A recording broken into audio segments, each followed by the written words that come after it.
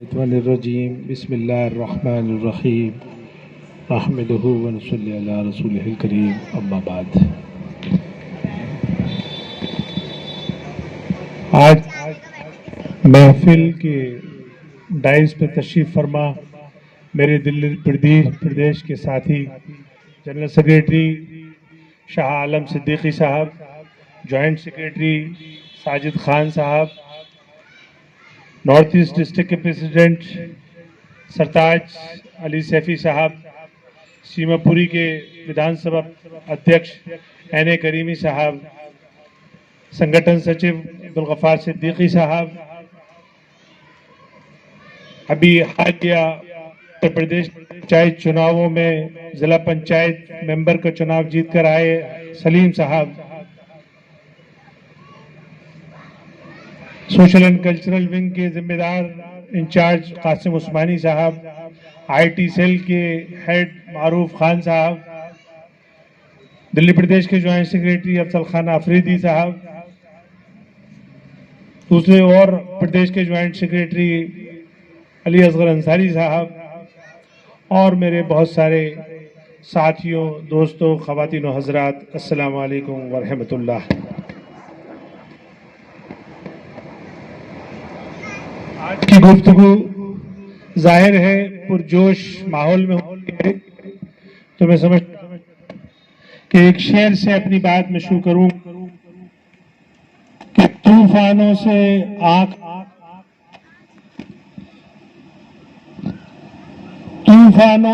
आंख मिलाओ, सैलाबों पर वार करो।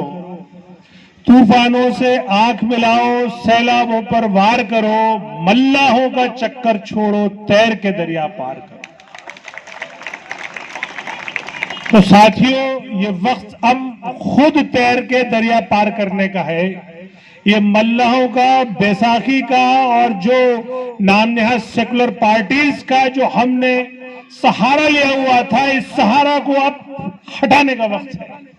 और ये जो हमें खौफ और डर दिखाया गया कि अगर आप मुत्तहिद हो गए तो कोई दूसरी पार्टी आ जाएगी इख्तिदार में, आपके मुत्तहिद होने से कोई दूसरा वोट मुत्तहिद हो जाएगा, इस बात का डर आपको पिछले 60-70 सालों में दिलाया गया।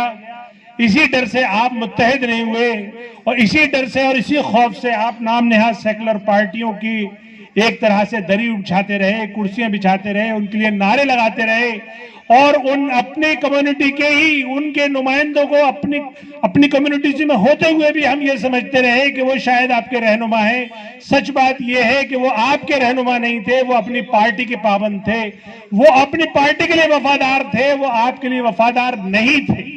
और ये बात कांग्रेस की जो पॉलिसीज थी उसको तो आपको काफी वक्त लगा समझने में।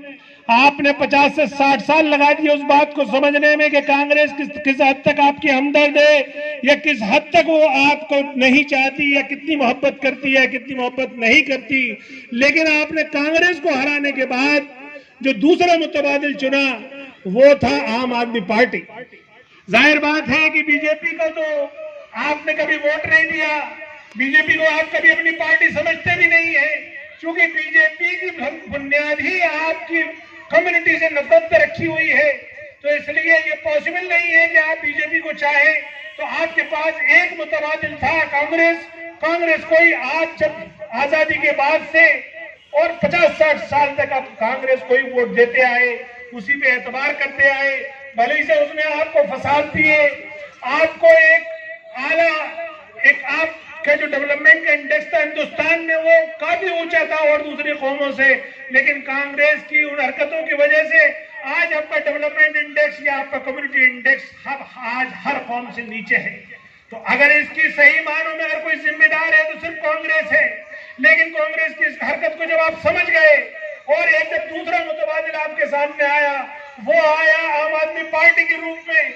जब आम आदमी पार्टी ने 2011-12 में जो अपने आपसे वादे किए और वादे भी आपसे ऐसे किए कि साहब हम हालात बदल लेंगे, हम जमीनी हालात बदल लेंगे, हम जो दिल्ली में हिंदुस्तान में भ्रष्टाचार है उसे खत्म कर देंगे, और उसे खत्म करने का भी तरीका जो उन्होंने बताया वो ये था कि हम लोकपाल लाएंगे, हम सारे समाज से भ्रष्टाचार खत्म करेंगे।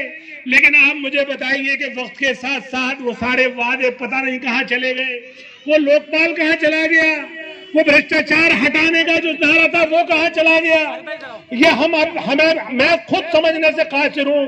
ये आपका खादिम जो दिल्ली प्रदेश का अध्यक्ष आपसे बात कर रहा है, ये इसने भी आम आदमी पार्टी का 2014 में लाएअमल मुसलमानों के लिए लाएअमल आम आदमी पार्टी का मैं नहीं बनाया था, लेकिन उस शख्स ने उस एक भी पॉइंट पर उस पर असर नहीं किया, एक भी पॉइंट वो माना नहीं। तब जाके मुझे ये एहसास हुआ कि ये हमने गलत आदमी को सपोर्ट कर दिया। लेकिन फिर बीच में हमने उसको वक्त दिया। हम ये सोच रहे थे हो सकता है कि अभी अरविंद केजरीवाल की कुछ मजबूरी हो, लेकिन जैसे जैसे वक्त गुजरेगा वो हमारे लिए काम करेगा। इसलिए हमने उनको दोबारा से भी जब इलेक्शन आया 2019 का, उसमें भी हमने उनको उनकी तारीफ की, उनको सपोर्ट किया और ये सोच कर सपोर्ट किया कि हो सकता है कि इन्होंने पिछले 5 साल में काम न किया हो तो इस बार काम करेंगे। और उन्होंने हमसे कहा भी कि ये हमारा वादा है कलीम साहब आपसे कि हम मुसलमानों के लिए काम करना चाहते हैं, लेकिन हम खामोशी से काम करना चाहते हैं। हमने कहा अच्छा बताइए क्या काम करना चाहते हैं। उन्होंने कहा साहब हमारा सबसे ज्यादा स्ट्रॉन्ग प्लैंक जो है वो एजुकेशन है। मैं कहा ठीक है साहब आप एजुकेशन पे काम करिए। तो एजुकेशन के लिए भी हमने उनको अपने कुछ मुतालबात, अपने कुछ प्रपोजल रखे। हमने उनसे कहा कि दिल्ली में तकरीबन 40 लाख मुसलमान रहता है, 40 लाख मुसलमान में 20 लाख मुसलमान ऐसी गैर मंजूर शुदा कॉलोनियों में रहता है जहां पे ना स्कूल है, न कॉलेज है, न और सरकारी सहूलतें हैं। तो आप इन इलाकों के लिए स्पेशल स्कीम चलाइए। तब अरविंद केजरीवाल ने मुझसे कहा कि ठीक है आप हमें प्रपोजल दीजिए, मैं ये काम करूंगा, जो आप हमसे कहेंगे हम वो काम करेंगे। तब हमने उनसे कहा कि जिस तरह से मजलिस ने हैदराबाद में गरीब मुसलमान और दलितों के लिए किराए की बिल्डिंगें लेकर उन्होंने अनथराइज्ड इलाकों में स्कूल बनाए हैं, आप भी स्कूल बनाइए। उन्होंने कहा ठीक है मैं स्कूल बनाऊंगा, आप पूरा प्रपोजल दीजिए। मैंने जब उन्हें प्रपोजल दिया तब उन्होंने दिल्ली वक्फ बोर्ड को ये कहा कि आप अपनी एक सब कमेटी बनाकर मुस्लिम इलाकों में 250 स्कूल बना दीजिए। वो स्कूल का काम शुरू हो जाता है। वो जब सब कमेटी बनती है उसका कन्वीनर मुझे बनाया जाता है। आज भी मैं ही उस कमेटी का कन्वीनर हूं, या यूं कहिए मैं सेक्रेटरी हूं, और हम काम शुरू कर देते हैं मुस्लिम इलाकों में 250 स्कूल बनाने के लिए। उन्होंने जब हमसे ये कहा कि भाई इसका बजट कितना होगा, तो हमने बजट भी बना दिया उनको। हमने पायलट प्रोजेक्ट के तौर पे 16 स्कूल बनाने का फैसला करा। 5 विधानसभाओं में 3-3 स्कूल और ओखला में 4 स्कूल बनाने थे हमें, और हमने उसके लिए टेंडर निकाल दिया। किराए की बिल्डिंग के लिए इश्तिहार निकल गए, 17 प्रिंसिपल शॉर्टलिस्ट कर लिए, 1 डिप्टी डायरेक्टर अपॉइंट कर लिया, और 6000 टीचर्स का इंटरव्यू लेके 600 टीचर शॉर्टलिस्ट कर लिए। ये काम जब चल ही रहा था, आप लोग उसमें गवाह भी होंगे, बहुत सारे लोगों को पता भी होगा कि जब हमने इश्तिहार किराए की बिल्डिंग लेने के लिए विज्ञापन निकाले थे, उसी बीच में अरविंद केजरीवाल साहब का फोन आता है और वो कहते हैं भाई इस काम को रोक दीजिए। हम उनसे पूछते हैं भाई क्यों रोक दीजिए, आखिर क्या वजह है इसको रोकने की। उन्होंने कहा नहीं, अगर हम मुस्लिम इलाकों में प्राइमरी स्कूल भी बनाएंगे तो हमारा दूसरा वोट हमसे खिसक जाएगा, वो पोलराइज हो जाएगा, वो भारतीय जनता पार्टी को चला जाएगा। मैंने उनको कहा स्कूल बनाने से, प्राइमरी स्कूल बनाने से कोई पोलराइजेशन नहीं होता। पोलराइजेशन होता है तो या तो मस्जिद बनाते, आप मंदिर बनाते, या कोई इमामों की बात करते हैं या पंडितों की बात करते, तो मैं समझ सकता हूँ वो पोलराइजेशन हो जाएगा। लेकिन अगर किसी अनपढ़ बच्चे को आप पढ़ाने की बात करते हो तो इसमें पोलराइजेशन क्यों होगा। लेकिन वो नहीं माने, और नहीं मानकर उन्होंने कहा नहीं साहब आप बहस मत कीजिए और आप इस प्रोजेक्ट को यहीं रोक दीजिए। मैंने तभी उनसे कहा, मैंने अरविंद केजरीवाल साहब आपकी नीयत साफ नहीं है। आपने जिस वादे पे मुसलमानों से वोट लिया, मुसलमानों ने एक मुश्त होके आपको जिताया और तीसरी बार मुख्यमंत्री बनाया, और आप इनकी औलादों को, इनकी नस्लों को, छोटे छोटे नौनिहालों को प्राइमरी एजुकेशन भी नहीं देना चाहते। जबकि एजुकेशन के नाम पे आप कितना झूठ बोलते हो, आप बड़े बड़े पोस्टर लगाते हो और आप ये कहते हो देखिए हमने एजुकेशन पे ऐसा काम करा, हिंदुस्तान में कहीं नहीं होता। लेकिन आप ये भूल जाते हो कि आपकी सारी स्कीमें वहां है जहां पहले से स्कूल मौजूद है, और मुस्लिम इलाके ऐसे हैं जब स्कूल मौजूद ही नहीं है। तो जब मौजूद ही नहीं है तो आपकी उस स्कीम का मुस्लिम इलाकों में फायदा कैसे होगा। बात यहीं तक नहीं रुकती, फिर मैं उसके बाद उनसे कहता हूं यही हाल आपका मोहल्ला क्लिनिक का है कि जो पॉश इलाके हैं दिल्ली के, वहां की तो मोहल्ला क्लिनिक बहुत अच्छी हैं, वहां डॉक्टर भी हैं, दवाइयां भी हैं, टेस्ट भी हैं, वहां सारी सहूलतें हैं, लेकिन जब मुस्लिम इलाकों पे ये बात पहुंचती है तो वहां कुछ नहीं है। इस पर वो खामोश हो जाते हैं और कहते हैं देखिए साहब आप इधर उधर की बात मत करिए, आप मुसलमानों को डेवलपमेंट की बात मत करिए, क्योंकि मुसलमान डेवलपमेंट पे वोट देता ही नहीं है। मुसलमान तो सिर्फ इस बात पे वोट देता है कि बीजेपी को कौन हरा रहा है। अब आप यहां जरा नुक्ते की बात है, यहां समझिए, आप आपकी वो कमजोरी जानते हैं। वो कहते हैं इनको कोई डेवलपमेंट नहीं चाहिए, इन्हें तो सिर्फ ये चाहिए जो बीजेपी को हरा रहा है। तब मैंने उनसे कहा था, मैंने कहा ये गलतफहमी है केजरीवाल साहब आपकी, ऐसी बात नहीं है। अब मुस्लिम भी जाग चुका है, वो भी अब अपना अच्छा बुरा सोच रहा है, वो भी समझ सकता है कि हमारा आखिर भला किस में है, हमारी नस्लों की बका और फला किस में है।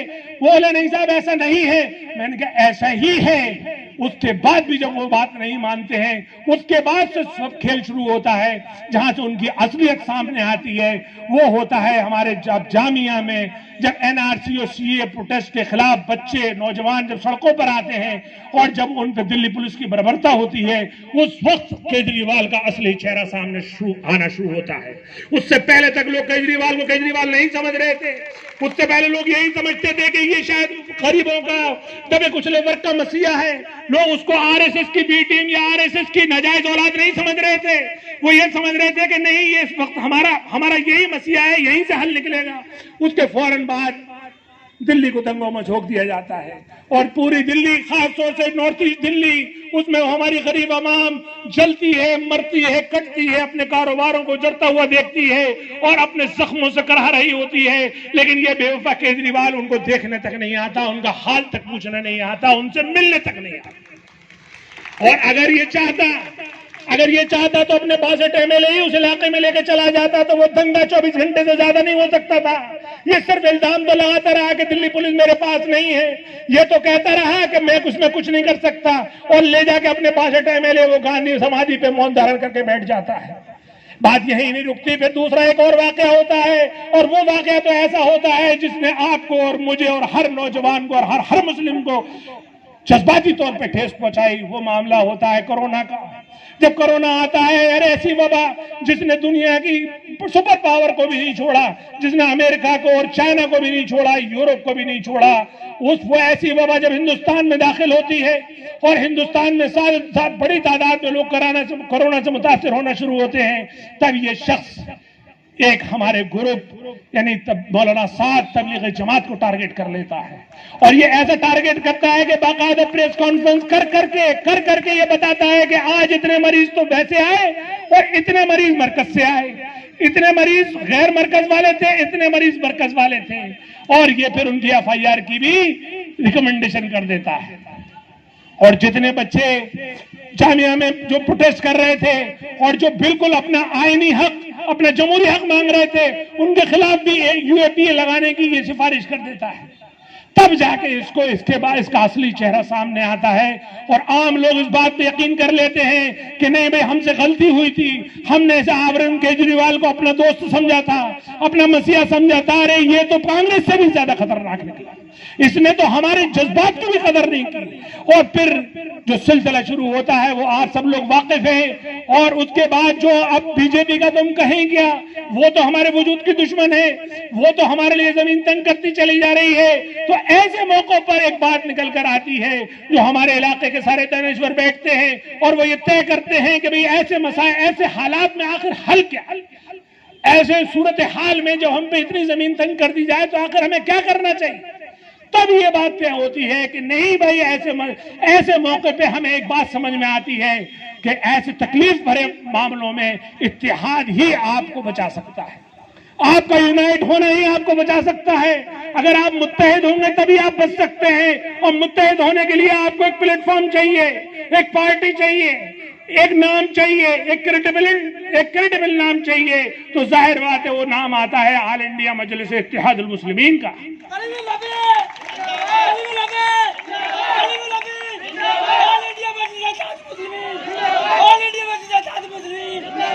इसके बाद अब नंबर आता है कि प्लेटफॉर्म हमारे पास आ गया, अब हमें एक बेहतर कायद चाहिए, हमें एक ऐसा शख्स चाहिए जो हमारे मसाइल को उठा सके, हमारी रहनुमाई कर सके और सही मायनों में और सही तरीके से हमारी बात उठा सके। तो इसमें कोई दो राय नहीं, ये बात पहले से जानी जाती है, जो संसद भी जिसको मानती है, संसद ने भी जिसको सांसद रत्न अवार्ड से नवाजा है, वो नाम आता है बैरिस्टर असदुद्दीन ओवैसी साहब।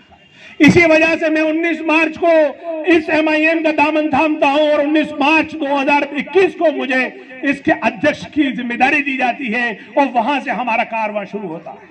वहां से मैं अपना काम करना शुरू करता हूं और अल्हम्दुलिल्लाह वो काम करते करते आज मैं 17वां ऑफिस यहां पे उद्घाटन करूंगा। आज इंशाअल्लाह आपके इलाके में वो 17वां ऑफिस होगा MIM का। तो दोस्तों बुजुर्गों, ये मैंने आपको तमहीदी बात बताई। अब मैं बात बताता हूं कि इसके आगे क्या करना है। ये तो मैंने वो बात बताई कि क्या वजह रही कि MIM हमारी जरूरत है, क्या वजह रही कि MIM को भी ये एहसास हुआ कि दिल्ली में उसकी छला और उधर से बीजेपी हमारे लिए जमीन तंग करती चली आ रही है, तो ये हमने पार्टी ज्वाइन कर ली। अब सवाल ये है कि हमें इसको आगे कैसे लेके जाना है, हमें किस तरह से इसे कामयाबी की बुलंदियों पे पहुंचाना है। तो उसका एक ही तरीका है कि जब आप मुनज़्ज़म होते हैं, जब आप अपने आप को संगठित करते हैं, जब आप अपने इलाके के जो पार्टी का संगठन होता है, जब उसे सपोर्ट करते हैं, तो पार्टी का मजबूत स्केलेटन तैयार हो जाता है।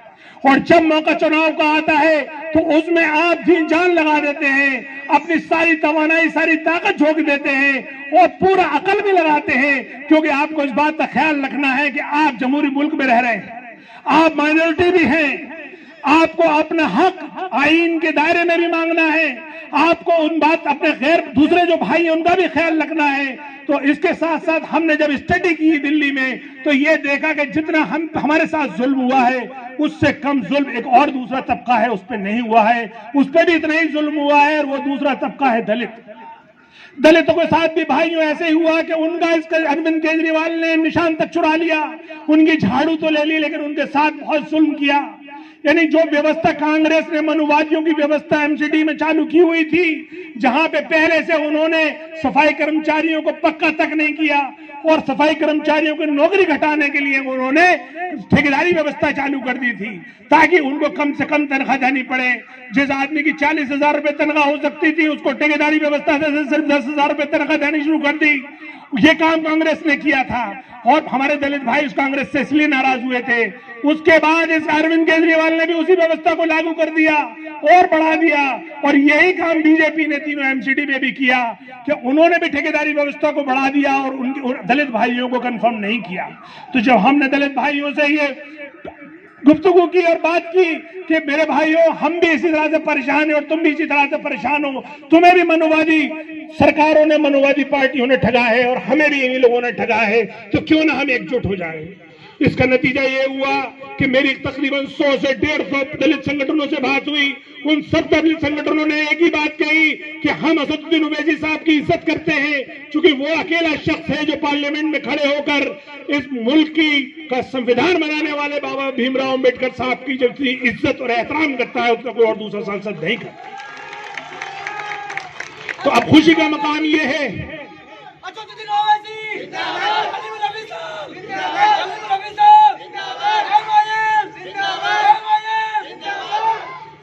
खुशी का मुकाम यह है कि दलित भाई भी अब आपको सपोर्ट करने को तैयार है।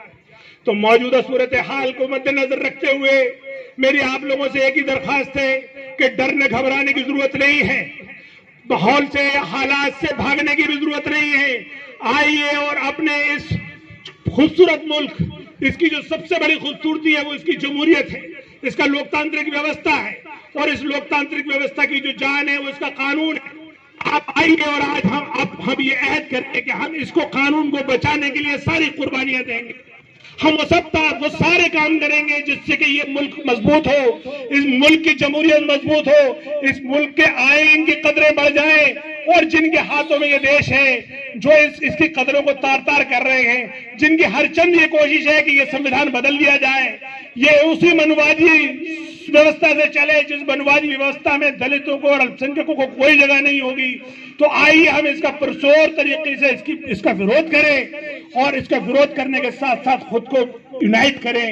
और जब हम खुद को यूनाइट कर लेंगे तो आप यकीन मानिए कि जो वोट आपको, जिनका वोट आपको, आपका वोट जिनको मिलता था, जो आपको नाकदर, जिन्होंने कोई कदर नहीं की, इंशाअल्लाह आप आने वाले वक्त में देखेंगे कि वो आपके घरों पर आएंगे, आपके थोड़ियों में हाथ डालेंगे, आपसे पूछेंगे बताइए आपके मसाइल क्या हैं, आपके मसाइब क्या हैं। क्योंकि अभी भी हम, मजलिस जो प्लान कर रही है वो पूरी दिल्ली में चुनाव नहीं लड़ेगी। मजलिस सिर्फ उन्हीं जगहों पर चुनाव लड़ेगी जहां हम अपने अकेले दम पर या दलित भाइयों के दम पर चुनाव जीत सकते हैं, सिर्फ वहीं लड़ेंगे। दिल्ली के एमसीडी चुनाव में, दिल्ली की टोटल तीनों एमसीडी में मिलकर 272 सीटें होती हैं। 272 सीटों में सिर्फ हम अभी 70 का प्लान कर रहे हैं, बाकी तो 202 सीटें बची हुई हैं। अगर आप यूनाइट हो गए तो आप यकीन मानिए कि वो 202 सीटों में भी तो आपका वोट है, वो भी तो किसी न किसी पार्टी को जाएगा। जाहिर बात है, जो बात हमारी करेगा, जो हमारे मसाइल को उठाएगा और जो हमारे डेवलपमेंट की बात करेगा, हम उसी को सपोर्ट करेंगे। तो इससे घबराने की जरूरत नहीं है। यह मत समझना कि आपके यूनाइट होने से कोई दूसरी पार्टी जीत जाएगी, क्योंकि उसका जब जीतना था तो बिना आपके भी जीत गई। अगर आप गौर से देखें तो तीनों एमसीडी में तीन बार से बीजेपी काबिज है। दिल्ली विधानसभा में अरविंद केजरीवाल काबिज है। अरविंद केजरीवाल को मैंने जैसे ही कहा कि बीजेपी तो जायज औलाद है आरएसएस की, अरविंद केजरीवाल नाजायज औलाद है आरएसएस की। तो और इसी तरीके से जो 7 लोकसभा है वो भी बीजेपी के पास है। तो जब मजलिस नहीं लड़ी तब भी तीनों जगह पे बीजेपी काबिज है, तो मजलिस लड़ भी जाएगी तो उससे कोई फर्क पड़ने वाला नहीं है। अब हमें देखना ये है, हमें अपनी औलादों को, अपनी नस्लों की बका के बारे में सोचना है। हमें बाकायदा सर जोड़कर बैठना है, हमें अपने इख्तिलाफात को भुलाना है, हमें अपनी तंजीम को मजबूत करना है, अपनी जमात को मजबूत करना है। और वो जमात जो मजबूत होती है वो स्थानीय लेवल पर होती है, मुकामी लेवल पर मजबूत होती है। जब यहाँ करीमी साहब हमारे विधानसभा अध्यक्ष हैं, जब ये आपके पास पैगाम लेकर आए तो आप उसको सीरियसली, आप उसको समझिए। ये पैगाम बैरिस्टर असदुद्दीन ओवैसी साहब का है, ये उस मर्द मुजाहिद का पैगाम है जो हैदराबाद से चलकर पूरे हिंदुस्तान में आपके मसाइल के लिए अलग जगा रहा है। वो एक फिक्रमंद नौजवान, वो एक ऐसा गैर मामूली शख्स जो अपने सारे आराम, ऐशो आराम को छोड़कर आपके मसाइल के लिए लड़ रहा है। आपने देखा होगा उत्तर प्रदेश के एक शहर जाकर वो आपकी बात उठा रहा है। उत्तर प्रदेश में सारी नाम नेहा सेकुलर पार्टियां जिन्होंने हमें अपने बंधु और गुलाम वोट समझ रखा था, सबकी नींदें हराम हो गई है, सबके नीचे से जमीन खिसक गई। तो यही जमहूरियत में यही एक तरीका है, जब आप अपनी यूनिटी शो करते हो तो जो आपसे फायदा लेना चाहता है वो सोचने पर मजबूर हो जाता है, वो ऑटोमेटिकल आपकी बात करने लगता है। और यही तो हमें चाहिए, और हम इससे ज्यादा कुछ नहीं चाहते। हम यही चाहते हैं कि हमारे वोट की भी कदरें हो, हमारी आबादी की भी डेवलपमेंट की बात हो। हम हर चीज में पीछे चले गए हैं, तालीम में हम नीचे हैं, हमारी जो हमारे जो स्वास्थ्य सेवाएं हैं, या यूं कहिए कि सेहत के मामलात में हम बहुत नीचे हैं, रोजगार के मामलात में हम बहुत नीचे हैं, यानी हर मामलात में। क्या आसान हो रही है? अच्छा कोई बात नहीं, मैं बात खत्म कर रहा हूं। सवाल ये है कि कभी कभी मौका मिलता है आप लोगों से गुफ्तगू करने का, इसलिए थोड़ी तवील गुफ्तगू हो गई, लेकिन मैं अपनी बात पे आखिर पे आ रहा हूं। आखिर बात ये है, तो जो मैं बात आपसे कह रहा हूं इसको आप सियासी बात मत समझिए। अलबत्ता ये सियासी जलसा है, एक पार्टी का जलसा है, लेकिन आपका एक वो भाई आपसे ये मौदवाना दरखास्त करने आया है जिसका गिरबान या जिसका आमना सामना मैदान हश्र में होगा आपसे। और वो दरखास्त ये है कि दोस्तों, बुजुर्गों, बहुत वक्त गुजर गया, हमने बहुत बट के देख लिया, हमने बहुत लोगों को बढ़ा चढ़ा के देख लिया। अब खुद के बारे में सोचने का टाइम, अब अपनी नस्लों के बारे में सोचने का टाइम है। अब ये ऐसा वक्त आ गया है, खास तौर से जब हमारे उलमा इकराम ही सेफ नहीं है। अभी आपने देखा होगा, पहले उमर गौतम साहब की गिरफ्तारी हुई जो निहायत ही शरीफ नफ्स इंसान है, और अब दूसरे नंबर पे मौलाना कलीम सिद्दीकी साहब की गिरफ्तारी हो गई। आपको पता है उनको बिल्कुल फर्जी और उसमें मामले में फंसाया जा रहा है, वो नाम है धर्मांतरण का। अरे जहां पे मुसलमानों को, खुद जो पहले से मुसलमान है उन्हीं के लिए जमीन तंग हो गई है, तो क्या ये पॉसिबल है कि कोई आदमी बहला फुसला के किसी का मजहब चेंज करा ले? लेकिन चूंकि कानून की सरेआम धज्जियां उड़ाई जा रही हैं, दिल्ली में एक सांसद तक महफूज नहीं है अभी पिछले दिनों में हमारे सांसद बैरिस्टर असदुद्दीन ओवैसी साहब के घर दिन के उजालों में धारदार हथियारों के साथ गुंडों ने हमला कर दिया। उसकी भी एफआईआर लिखवाने के लिए हमें 6 घंटे थाने का घेराव करना पड़ा। दूसरी तरफ हमारी बहन राबिया सैफी के साथ निर्मम हत्या हो जाती है, उसके साथ कुछ गुंडे दरिंदगी करके उसे दूसरे प्रदेश में फेंक देते हैं। जब हम उसके इंसाफ के लिए आवाज उठाते हैं तो क्या होता है कि हमारी जो इंसाफ की आवाज उठाने वाले थे उन्हीं के खिलाफ एफआईआर हो जाती है। परसों मेरे खिलाफ एफआईआर हुई, मैं गया जामिया थाने में, मैंने उनसे कहा कि ये मजलिस का इतिहास है, मजलिस इस तरह के एफआईआरों से और इस तरह के मुकदमों से डरने वाली नहीं है। मजलिस हमेशा इंसाफ के खिलाफ, इंसाफ मांगने के लिए और जुल्म के खिलाफ आवाज उठाती चली आई, उठाती रहेगी। तो सवाल अब हमारे और आपके सोचने का ये है कि ऐसे नाजुक वक्त में अब आपको अपने आपसी इख्तिलाफ भुला करके अपनी जमात को मजबूत करना है, अपने निशान को मजबूत करना है, अपने झंडे को बुलंद करना है और डरने घबराने की जरूरत नहीं है। बहुत सारे लोग आएंगे और वो आपको ये बात समझाएंगे कि अरे ये आपके इन्वाइट होने से फलां पार्टी जीत जाएगी। आप उनको यही कहना कि जीतने दीजिए, जो जीत जाएगा। हमें तो सिर्फ अपने आप को, अपनी वोट को और अपने बूथ को गिनवाना है। हमें लोगों को यह एहसास कराना है कि जिनको तुम देखिए, मौलाना कलीम सिद्दीकी साहब की जो तस्वीर ये दिखाई जा रही है, इनके लिए भी हम पूरे प्रोटेस्ट कर रहे हैं। और आपने अगर पिछले दिनों में पढ़ी होगी किताब बाइज्जत बरी में ऐसे दर्जनों केस लिखे गए हैं कि इस तरह का शरीफ नफ्स ये एजेंसियां उसे गिरफ्तार कर लेती हैं, फिर 10-20 साल कोर्ट में केस चलता है, बाद में सुप्रीम कोर्ट और दूसरे कोर्ट उसको बाइज्जत बरी ये 25 साल इनकी जिंदगी, ये एक ऐसा चलन बन चुका है। लेकिन अब इस चलन को तोड़ने के लिए एक ही रास्ता है कि आप हर एतबार से मुत्तहिद हो जाइए और अपनी पार्टी को, अपनी जमात को तन मन धन सबसे सपोर्ट करिए। और चाहे एमआईएम का कोई कैसे भी कैंडिडेट हो, आपके इलाके में जब एमआईएम का कैंडिडेट आए तो उससे अपने इख्तिलाफ भुला देना। आप ये समझना कि अपनी इत्तेहाद को, अपने वकार को पाने के लिए, अपनी खोई हुई इज्जत को पाने के लिए वोट कर रहे हो। इसकी परवाह मत करना आपका कैंडिडेट जीतेगा हारेगा, अरे जीतने दीजिए, हारने दीजिए। अब तो सिर्फ अपने वोट की गिनती करानी है और अपनी ताकत का एहसास कराना है कि देखिए अगर तुम हमें इग्नोर करोगे तो हम भी तुम्हें इग्नोर करेंगे। तो बहरहाल आप लोगों ने मुझे इतने इत्मीनान से भी सुना और बहुत सारे लोग बेचारे खड़े हुए भी हैं मुझे, और नमाज का भी वक्त है। मैं इतना ही कहूंगा कि आप लोग अपनी जमात को, अपने झंडे को और अपनी क़यादत को मजबूत कीजिए। अपने में से ही क़यादत निकालिए। अब आप में से जो मजबूत आदमी है उसी को हमारे पास भेजिए, हम उसी को टिकट देंगे, उसी को लड़ाएंगे। और यकीन रखिए कि हमारे ऊपर इस बात का मैं दिल्ली प्रदेश अध्यक्ष के नाते आपको यकीन दिला सकता हूं कि मैं जो बात कह रहा हूं आपसे वो अपनी आखिरत खराब करने के लिए नहीं कह रहा हूं, मैं अपनी आखिरत संवारने के लिए कह रहा हूं। मुझे एहसास है कि मेरी कौम कितनी नीचे चली गई है, रसातल में चली गई है। अब इसको ऊपर उठाने का सिर्फ एक ही तरीका है, वो तरीका ये है कि इसे हम एक पॉलिटिकली इसको यूनाइट कर लें, यानी सियासी तौर पे इसको मुत्तहिद कर लें और इसकी जो लीडरशिप है उसको ऐवानों में पहुंचा दें ताकि आपके मसाइल ऐवानों में उठाए जाए और सारी सरकारें फिर आपकी बात सुनेंगी इंशाअल्लाह। जिस तरीके से मजलिस हैदराबाद में आपकी बात ऐवानों में उठाकर आपके डेवलपमेंट का काम कर रही है, इसी तरीके से इंशाअल्लाह दिल्ली में भी यही होगा कि आपकी बात ऐवानों में बाकायदा उठाई जाएगी और आपके डेवलपमेंट के प्रोग्राम चलाए जाएंगे। बहरहाल इसके साथ ही मैं अपनी बात को खत्म करता हूँ। वाखिर दावाना अनिल हम्दुलिल्लाहि रब्बिल आलमीन।